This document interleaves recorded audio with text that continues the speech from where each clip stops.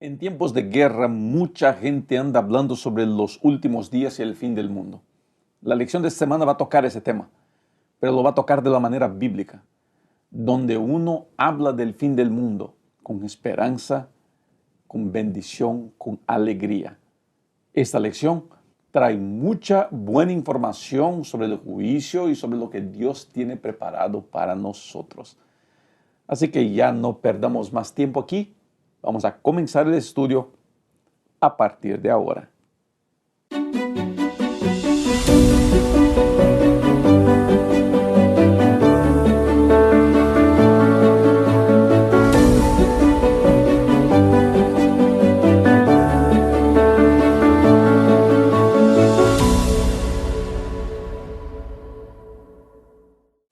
Hola querida amiga y querido amigo aquí en mi canal, usted es muy bienvenido una vez más. Soy el pastor Rubén Bullón, estoy aquí para ayudarlo a vivir su mejor versión en el año 2022. Este video es el estudio de la lección de la escuela sabática, lección número 12, recibir un reino inconmovible. Es la penúltima lección de este trimestre que ha sido pero muy interesante. Hemos entrado de manera profunda a la carta a los Hebreos.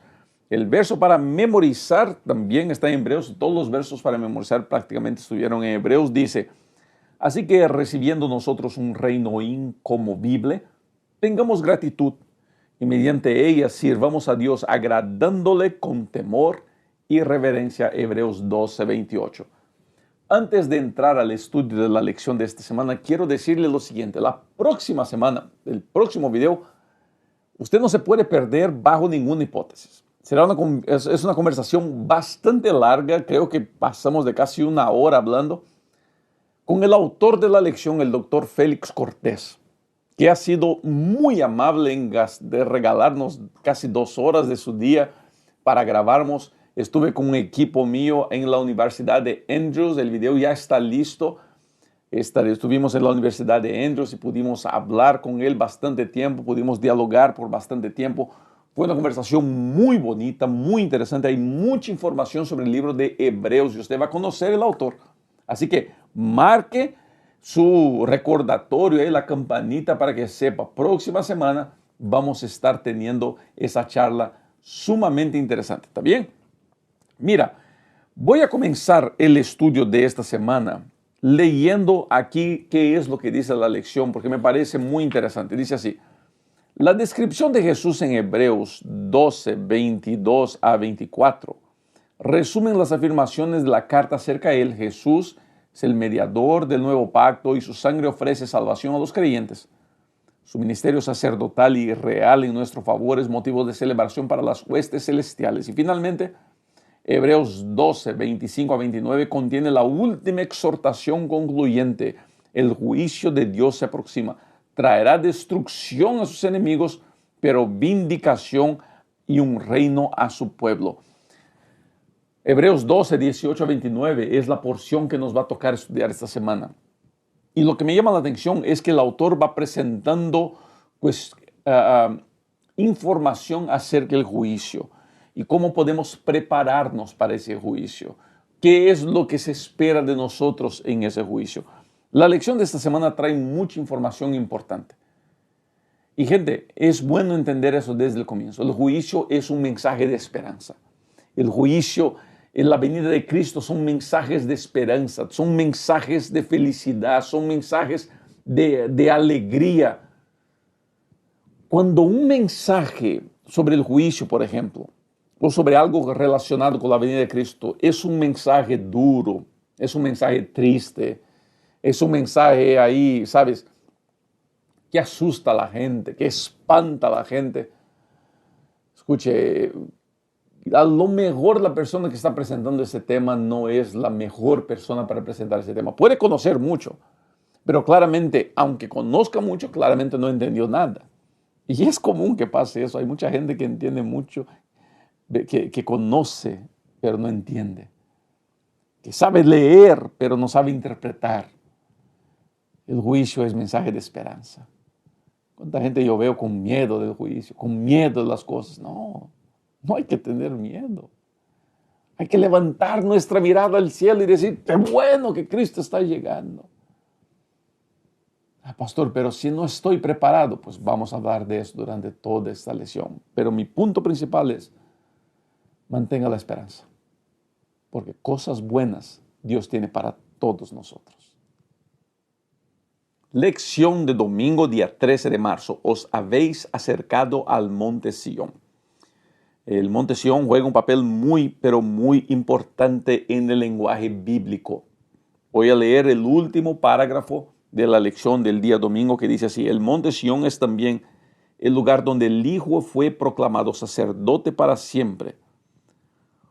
Según el Salmo 110, la proclamación del Hijo como sumo sacerdote también tiene lugar en el monte Sión. Finalmente, Hebreos sostiene que la instauración del sacerdocio de Jesús también marca el inicio del nuevo pacto. Por lo tanto, el monte Sión es también un lugar de donde se ratificó el nuevo pacto. Por ende, Hebreos 12, 22 al 24 describe la reunión festiva que ocurrió en el cielo cuando Cristo ascendió. ¿De qué está diciendo aquí? Está mostrando que en el lenguaje bíblico, Sión representa, por ejemplo, fiesta, representa celebración, representa entronización, representa adoración. Entonces, mientras yo estudiaba esto aquí, dos cosas saltaron a mi corazón, a mi mente, ¿no? Dos analogías, que quizás sea un poquito forzar el texto, pero creo que vale la pena hablarlo. Y la primera de ellas es la siguiente: mi corazón debería ser Sión, debería ser como el monte Sión. Y usted, profesor, maestro de escuela sabática, creo que valdría la pena llevar por ese camino la conversación. Nuestro corazón es el monte Sión, o debería ser, donde yo debería entronizar a Cristo todos los días. Ahora la pregunta es esta: ¿estoy entronizando a Cristo todos los días en mi corazón? ¿Estoy entronizando al Señor Jesucristo en mi vida, en el centro de mi vida? ¿Tengo Cristo como Señor supremo de mi existencia, de mi historia? Son preguntas que yo debería preguntarme todos los días. Todos los días levantarme y decir: Señor, siéntate en el trono de mi corazón. ¿No sería bueno hacer eso? Ahora, además de eso, mi corazón debería ser un lugar de celebración de Cristo. Es la importancia de cantar, de estar en comunión con Dios, donde yo lo celebro, donde yo me gozo. Siempre era mi corazón, por eso es muy importante que nosotros tengamos la oportunidad de entronizar a Cristo en el corazón de nuestro corazón. Pero hay una otra cosa que me llamó la atención, es que Sión pudiera también representar la iglesia. No la iglesia estructura, y sí la iglesia local de adoración mío. Cuando yo voy a la iglesia, es fiesta, es celebración, es entronización. Es eso lo que encuentro en la atmósfera de la iglesia a donde voy todos los sábados o domingos.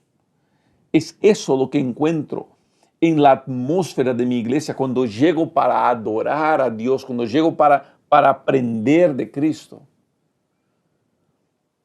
¿Cómo sería bueno que todas nuestras iglesias se enfocaran en hacer de la iglesia un lugar de sanidad, de bendición, de celebración, de adoración, de fiesta al nombre de nuestro Señor?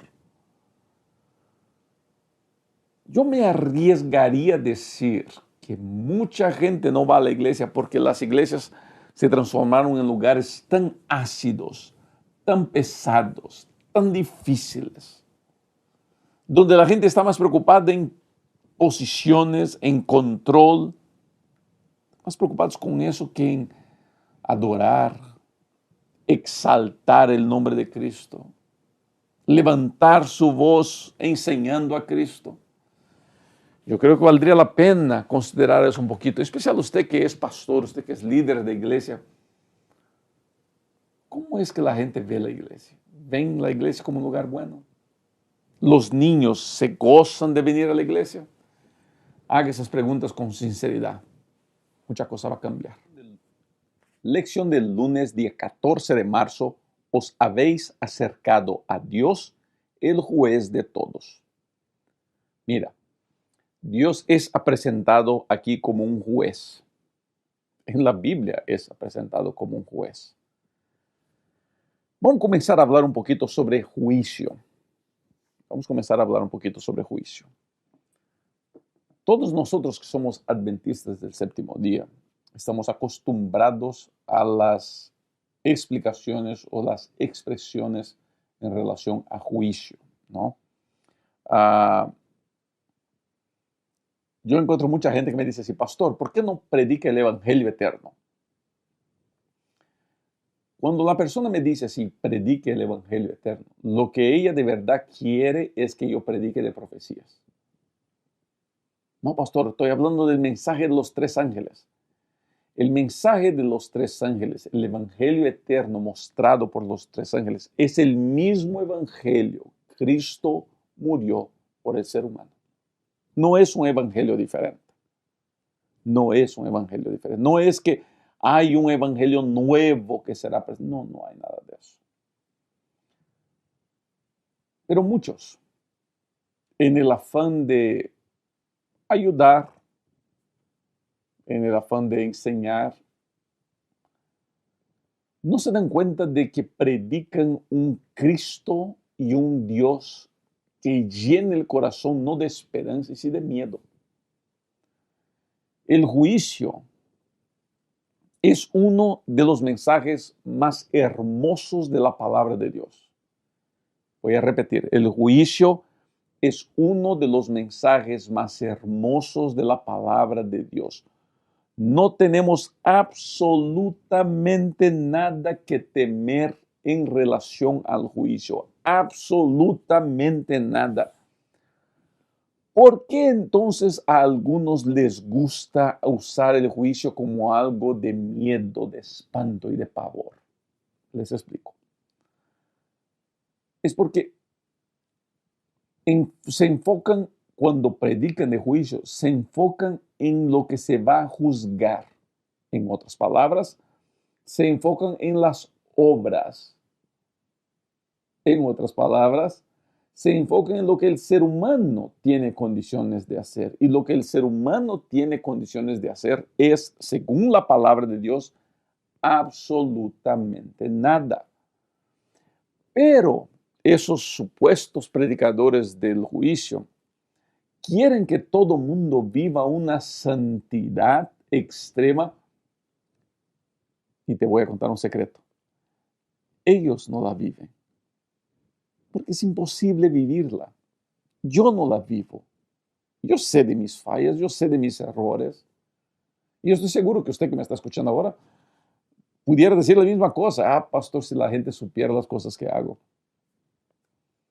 Entonces pensamos así, voy a llegar al juicio con ese sinfín de pecados de mi vida, voy a ser destruido.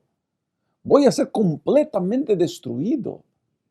Es que, gente, el juicio no se trata de nosotros. El juicio no se trata de lo que el ser humano es capaz de hacer. El juicio no trata de lo que el ser humano puede cambiar, de los méritos del ser humano. El juicio, una vez más, según Hebreos, es la demostración máxima de que solamente los méritos de Cristo pueden hacer algo en mi vida. Nadie puede hacer nada para salvarse. Mucha gente pone en los comentarios enlaces para videos, ¿no?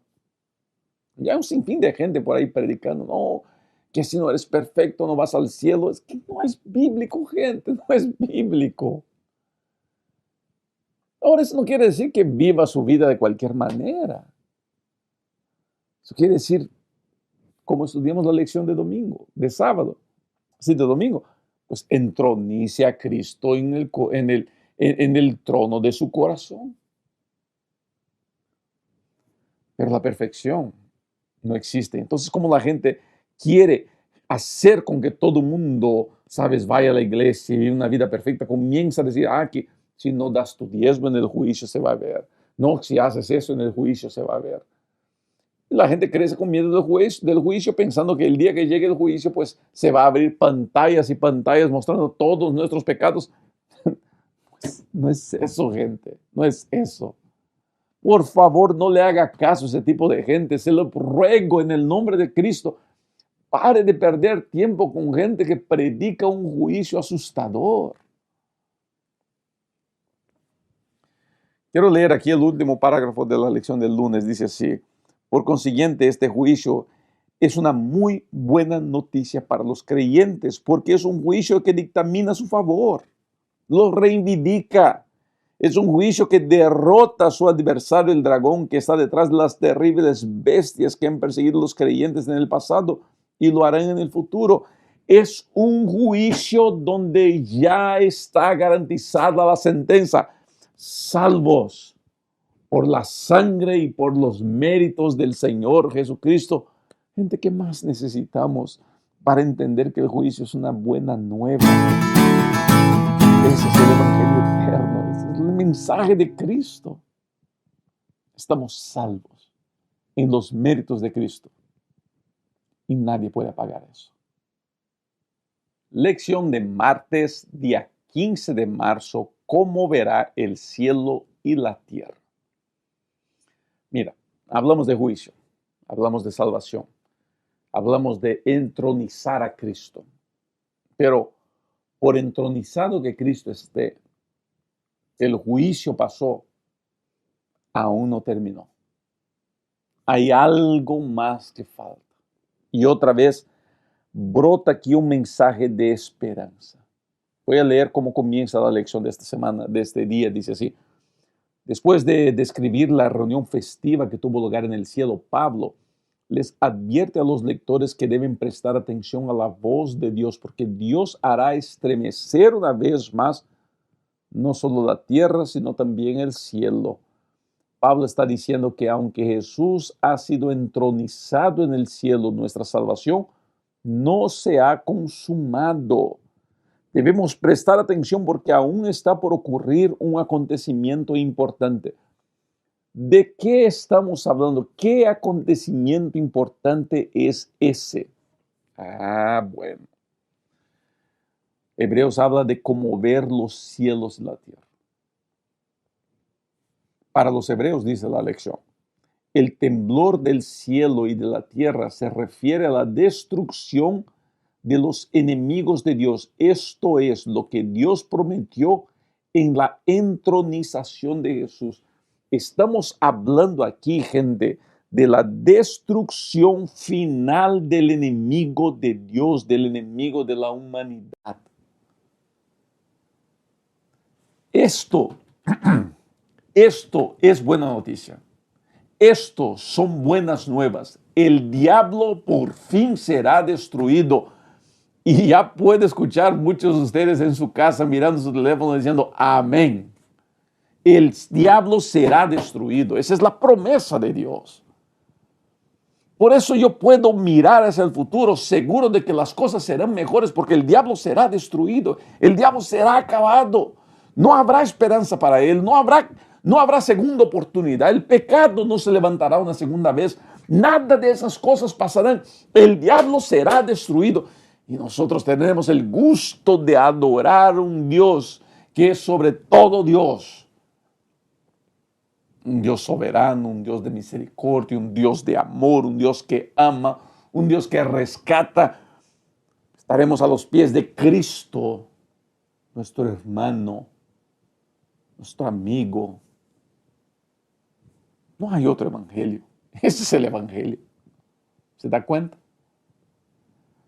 Lo que la Biblia está mostrando en la carta a los hebreos es una secuencia que nos llevará finalmente a la tierra prometida con la entronización de Cristo, el juicio, la destrucción del enemigo. Mira qué dice aquí el fin de la lección. Dice así: no obstante, Dios destruirá a estos enemigos en el futuro cuando haga temblar el cielo y la tierra. Por lo tanto, el temblor del cielo y la tierra implica la destrucción de los poderes terrenales que persiguen al pueblo de Dios.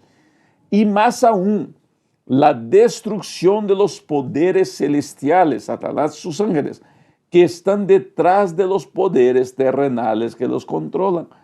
Gente, qué mejor noticia en este martes que estar seguros una vez más de que el mal un día morirá, que el mal un día se acabará, que todo el odio desaparecerá, que todo lo que hay de maldad desaparecerá de la faz del universo, porque el enemigo estará destruido, derrotado y acabado. Hoy día vivimos tiempos de guerra en este mundo.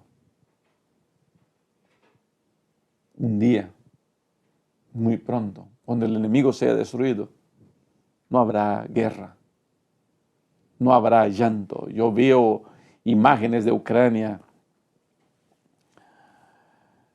y veo la gente, ¿sabes?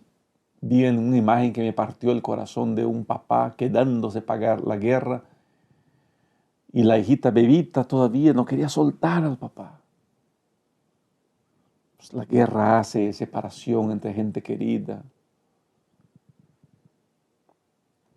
Hoy día estaba en la oficina y una señorita que trabaja en la contabilidad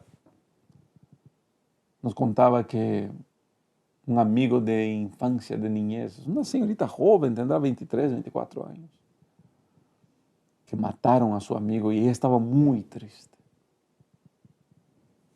El dolor ya no será. El enemigo que causa estas muertes, separaciones, dolores, muy pronto dejará de existir. Yo no tengo que hacer nada porque yo no puedo hacer nada, pero si hay algo que yo puedo hacer es dedicarme a Cristo una vez más. Es renovar mi vida en los brazos de Cristo. Es entronizar a Cristo en mi corazón, en mi ser, en lo que soy. Gente, ese es mi llamado para usted hoy día. Entronice a Cristo en su vida. ¿Cómo las cosas serán mejores? La esperanza volverá a brillar en ti. Tu vida va a ser mucho mejor. Lección de miércoles, día 16 de marzo, un reino inconmovible. Comienzo leyendo la lección que dice así: Dios anunció que conmoverá el cielo y la tierra, lo que significa que destruirá las naciones enemigas. Sin embargo, hay algunas cosas que no se conmoverán, que no serán destruidas. Interesante, ¿no? Entronización, juicio, destrucción del enemigo y finalmente un reino inconmovible. Esto es el fin de todas las cosas y el comienzo de algo nuevo, de algo bueno. Y la promesa de Dios es que todo será destruido menos sus hijos. Eso me hace recordar las plagas en Egipto. Esas plagas cayeron en todo Egipto, pero el pueblo de Dios se mantuvo a salvo. Porque así trabaja nuestro Dios. Su pueblo está a salvo. Su pueblo está protegido. Su pueblo está cuidado. Pastor, ¿quién es ese pueblo? ¿Será la iglesia adventista del séptimo día? No. ¿Será la iglesia bautista? No. ¿Será la iglesia pentecostal? No. El pueblo de Dios es todo aquel que acepta a Cristo como su Señor y Salvador. Ese es pueblo de Dios. Ah, bueno, pues si gusta, pues venga a mi iglesia. Yo estoy seguro que le va a gustar la iglesia adventista del séptimo día. Amo a mi iglesia. Creo en el mensaje de mi iglesia. Predico el mensaje de mi iglesia. Pero sé que mi iglesia no es el único pueblo de Dios. Pueblo de Dios es todo aquel que acepta a Cristo. Y estos jamás serán temblados o tocados. Es la promesa. Cuando cayeron las plagas, el pueblo no tenía que preocuparse. Me imagino que el pueblo vio todo lo que pasó, pero no tenían que preocuparse. Cuando el ángel de la muerte pasó por Egipto, no había nada para preocuparse de parte del pueblo. ¿Por qué? Porque la sangre del Cordero estaba en las puertas y los protegía. Y gente, nosotros vivimos la misma cosa. La sangre del Cordero nos protege a nosotros de todo mal. La sangre del Cordero nos salva de la maldad, nos prepara para el reino inconmovible, el reino venidero.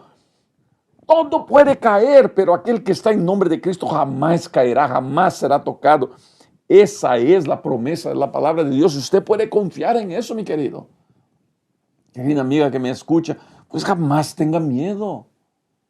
No hay necesidad. Voy a leer la última parte de la lección y quiero hacer una pregunta para pensarnos. Hebreos 12:28 también dice que recibiremos un reino inconmovible. Esta es una referencia a Daniel 7:18 que dice que los santos recibirán el reino y serán suyo para siempre. Este es el reino que no será jamás destruido, mencionado en Daniel 2:44. Este reino pertenece al Hijo, pero Él lo compartirá con nosotros. Y Apocalipsis 24 dice que juzgaremos con Él a los poderes malignos que nos persiguieron. Mira cómo es interesante la descripción del reino. Pero ahora, gente, y aquí viene una cosa, ¿no? Si hay algo que yo puedo hacer, yo diría que es persistir.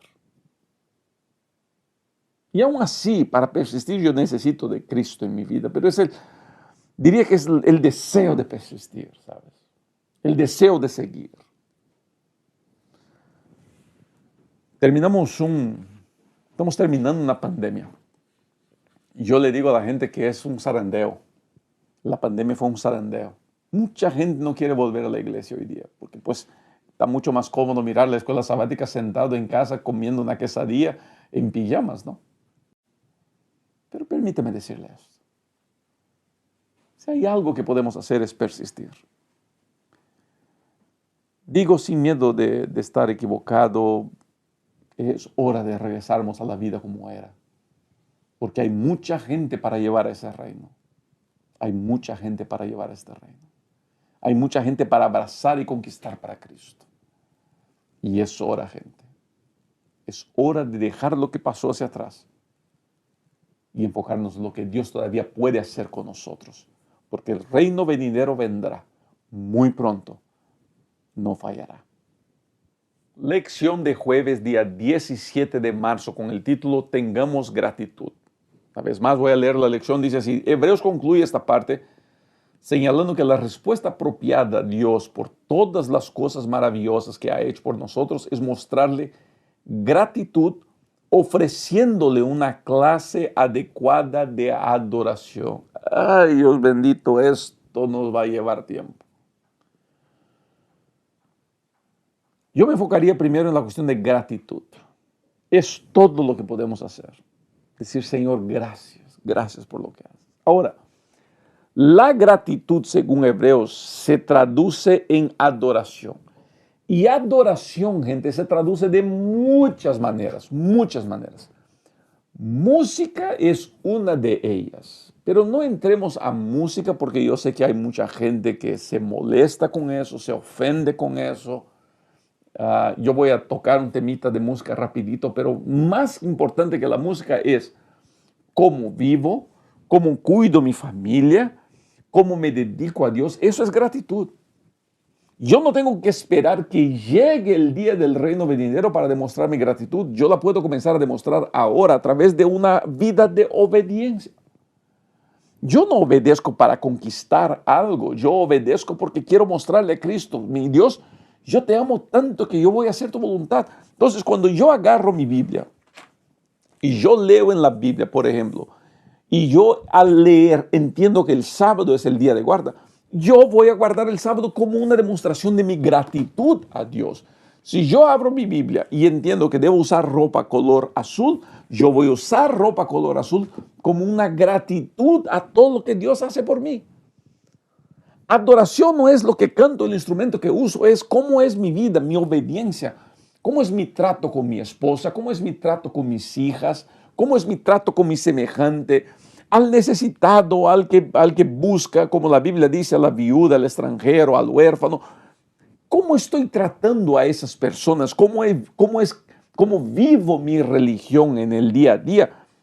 es una de las más impactantes demostraciones de adoración. Voy a leer aquí otra porción de la lección, dice así.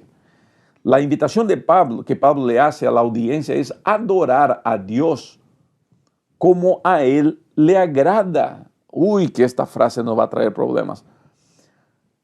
Hebreo implica que los creyentes en verdad ahora son una nación sacerdotal que ha sido perfeccionada y santificada mediante el sacrificio de Jesús. Esto cumple el propósito original de Dios para Israel, el de ser una nación sacerdotal mediante la cual Él pudiera anunciar las buenas nuevas de salvación al mundo.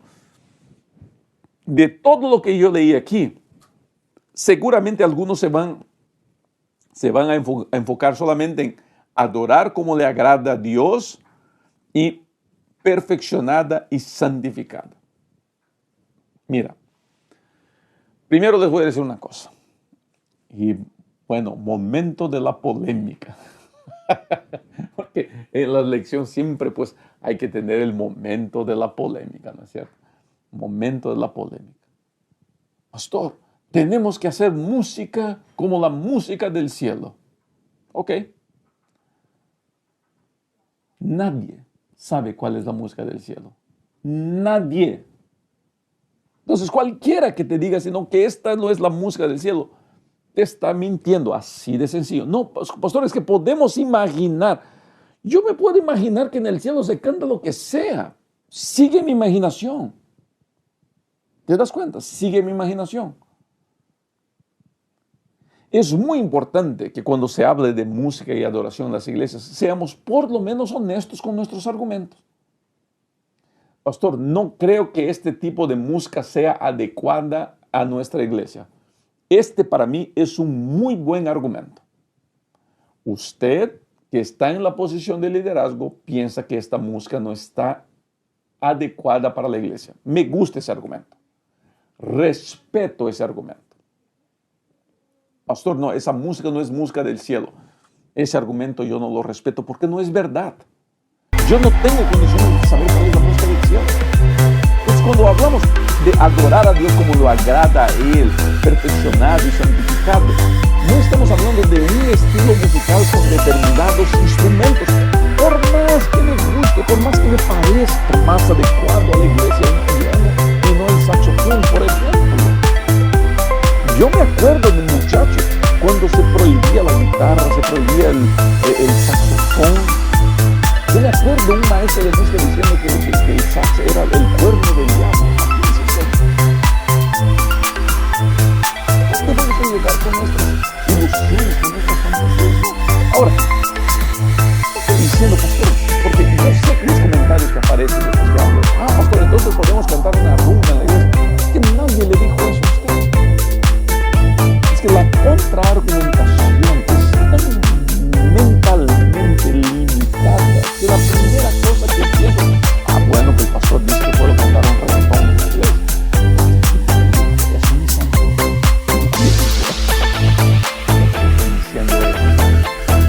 No sabemos qué es la podemos tener opiniones en relación a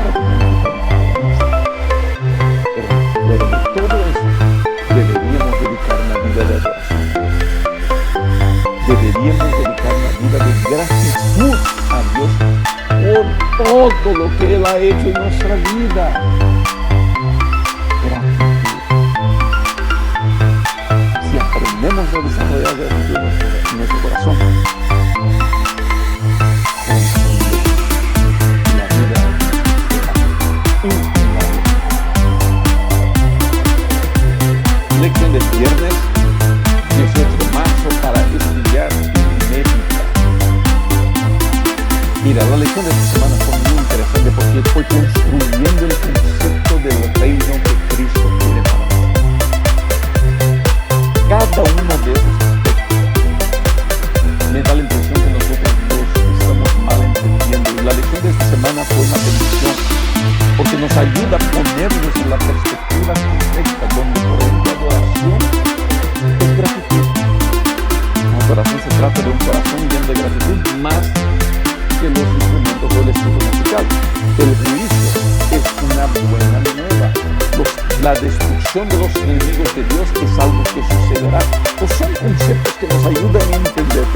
de Cristo es lo mejor que nos puede pasar. En tiempos de guerra, en tiempos de miedo, es muy importante recordar que Cristo y Cristo jamás fallará, jamás dejará de cumplir. Él siempre está al lado nuestro. Y si Él dijo que nada me va a tocar, que nada me va a tocar. Junto a nosotros, valdría la pena seguir buscando adorar a Dios como a Él le agrada. ¿Y como a Él le agrada? Que el espíritu sea verdadero, que el corazón sea lleno de gratitud, porque eso es lo que la Biblia dice. Que tengamos el gusto de estar preparados para su venida, siempre dependiendo de Cristo y no de nuestras obras. Que gente tiene en sus lugares son importantes, pero no nos van a llevar a ningún lugar si son solamente ellas.